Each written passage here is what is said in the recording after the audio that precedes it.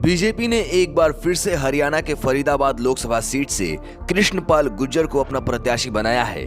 नौजवानों के लिए सरकारी क्षेत्र में रोजगार नहीं, प्राइवेट सेक्टर में भी आप देखेंगे, यहाँ 2014 से पहले 100 स्टार्टअप होते थे, आज उनकी संख्या 1 लाख से ज्यादा हो गई है। नौजवानों को मुद्रा लोन के द्वारा 23 लाख करोड़ से ज्यादा 7-8 करोड़ नौजवानों को मुद्रा लोन के द्वारा सब रोजगार के काम कराए जा रहे हैं।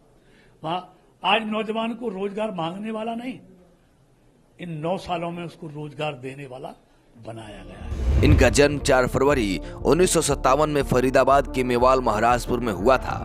पिता का नाम हंसराज जैलदार और माता का नाम सुनहरो देवी है।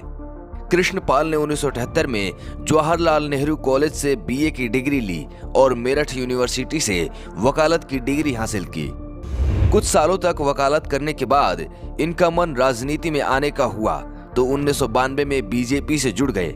शुरुआत में फरीदाबाद में डॉक्टर मुरली मनोहर जोशी के नेतृत्व में होने वाली एकता यात्रा का फरीदाबाद में जिम्मा संभाला और साल 1994 में बीजेपी के टिकट से पहला नगर निगम पार्षद का चुनाव लड़े और जीत हासिल की।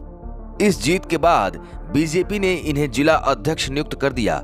कृष्णपाल अपनी जीत के बाद राजनीति में ज्यादा सक्रिय हो गए तो 1995 में फरीदाबाद नगर निगम सदन में बीजेपी के 4 सदस्यीय पार्षद दल के नेता चुने गए।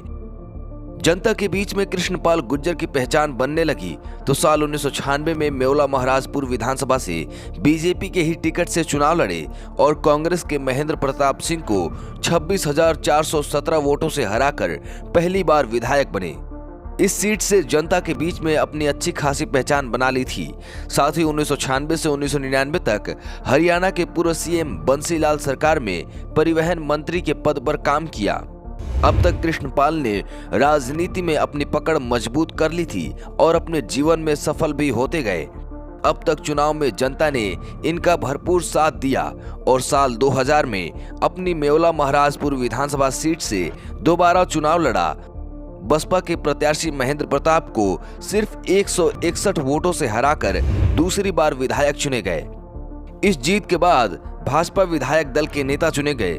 10 साल विधायक रहने के बाद जब तीसरी बार 2005 में विधानसभा का चुनाव लड़े तो कांग्रेस प्रत्याशी महेंद्र प्रताप से 63,108 वोटों से कृष्णपाल हार गए थे। चुनाव तो हार गए थे लेकिन हिम्मत नहीं हारे। बीजेपी पार्टी के प्रति अपना भरोसा इतना बना लिया कि 2008 में बीजेपी ने प्रदेश अध्यक्ष बना दिया। लेकिन जब 2009 में विधानसभा चुनाव हुआ तो पार्टी ने तिगांव विधानसभा से टिकट दिया तो सिर्फ 818 वोटों से कांग्रेस के ललित नागर को हराकर विधायक चुने गए। ललित को 38,928 वोट मिले थे और कृष्णपाल को 39,746 वोट। विधानसभा चुनाव जीतने के बाद गुर्जर ने अपनी किस्मत लोकसभा चुनाव में आजमाने का सोचा और मोदी लहर 2014 में फरीदाबाद लोकसभा सीट से चुनाव लड़ा। 6,52,516 वोटों से जीतकर पहली बार सांसद चुने गए। इन्होंने कांग्रेस के अवतार सिंह भड़ाना को 4,66,873 वोटों से हराया था। इस जीत के बाद केंद्र सरकार में 27 मई 2014 को सड़क परिवहन और राज्य मार्ग शिपिंग राज्य मंत्री के पद पर रहे। 9 नवंबर 2014 को मंत्रालय बदलकर सामाजिक न्याय और अधिकारिता का मंत्रालय सौंप दिया गया। फिर 2019 में हुए लोकसभा चुनाव में 9,13,222 वोटों से जीतकर दूसरी बार सांसद बने।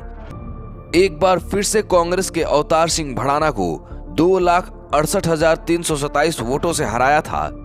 भारी बहुमत जीत के बाद मई 2019 में मोदी मंत्रिमंडल में सामाजिक न्याय और अधिकारिता राज्य मंत्री के कार्यभार को संभाला है। एक बार फिर यानी कि तीसरी बार बीजेपी ने इनकी सीट फरीदाबाद से टिकट दिया है। कृष्णपाल गुर्जर के निजी जीवन की बात करें तो इनकी शादी निर्मला देवी के साथ हुई है।